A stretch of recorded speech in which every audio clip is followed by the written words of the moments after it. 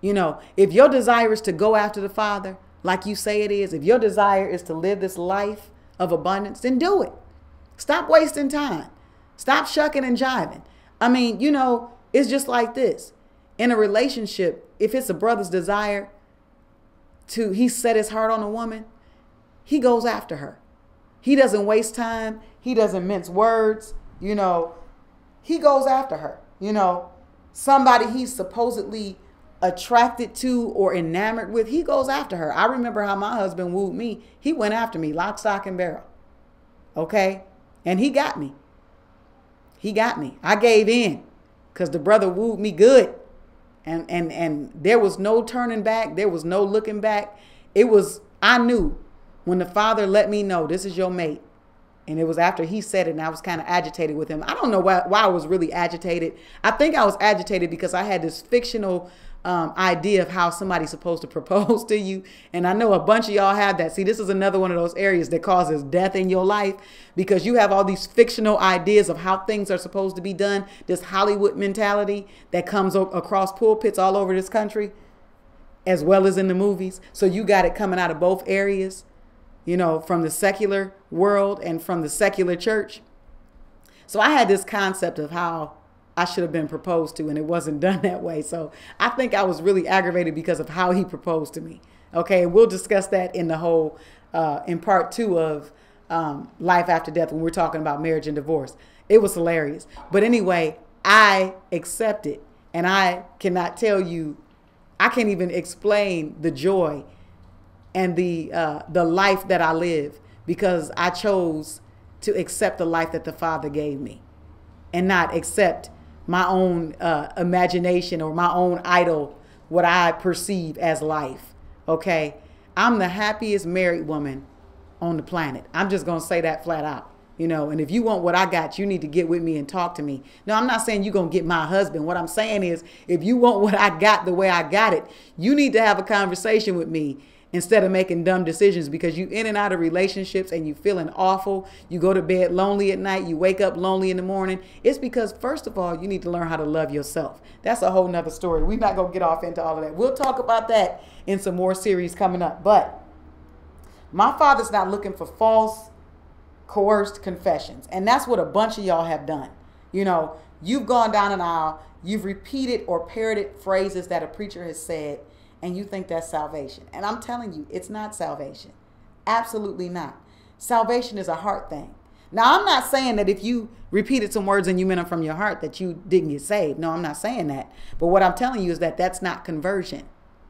Conversion is how your lifestyle lines up. See, a lot of people say, well, after you get saved, it's going to take you a while to do thus and so, and you may still be smoking and drinking, and you may still be such and such and so and so. No, baby, conversion is I accept this completely, and I'm lock, stock, and barrel. I'm in this thing. That's conversion. Anything else, you just dibbling and dabbling. It's like, how could you say that you want to be with a person for the rest of your life, so then you get married? Okay, marriage is what I'm going to use that as the parallel to salvation, to true salvation.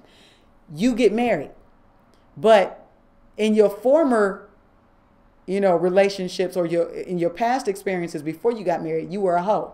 Okay. I'm just going to be flat out with you. You were a hoe. So now you're married or saved. These are the parallels. Okay.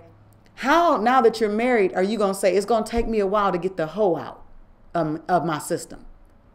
No. You are either going to be married and in that relationship, or you're going to be a hoe. It can't be both.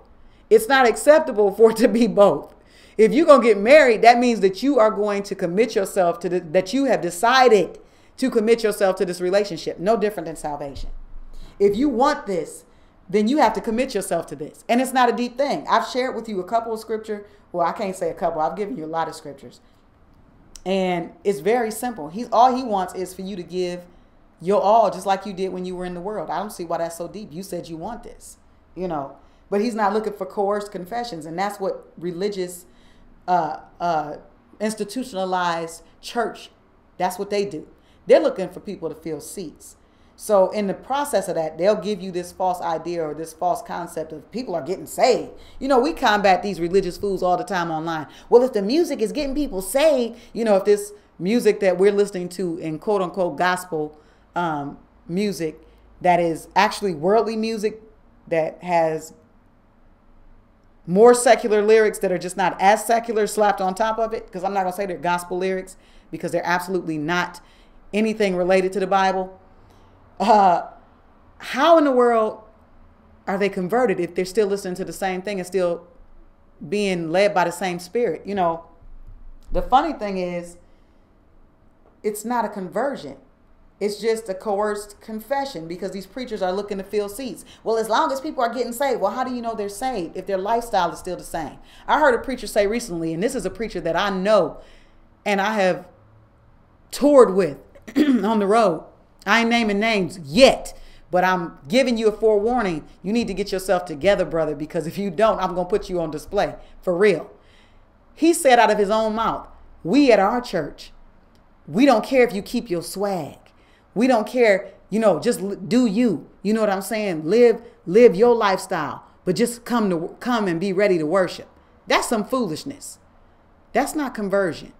That's saying, come on and pretend.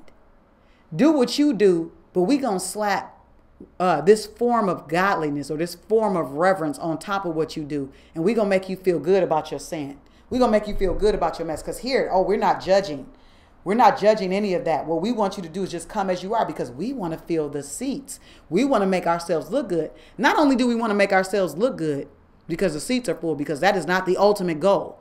The ultimate goal is that there are enough people there to support and give their tithes and their offerings so that we can live like we want to live. So I'm just giving you a heads up on that. But, you know, we'll get back to that. I'm going to pick up where we left off right here on the series of Life After Death. We're talking about coerced confessions and forced confessions, that not being the Father's desire. We're going to pick up right there in just a few minutes.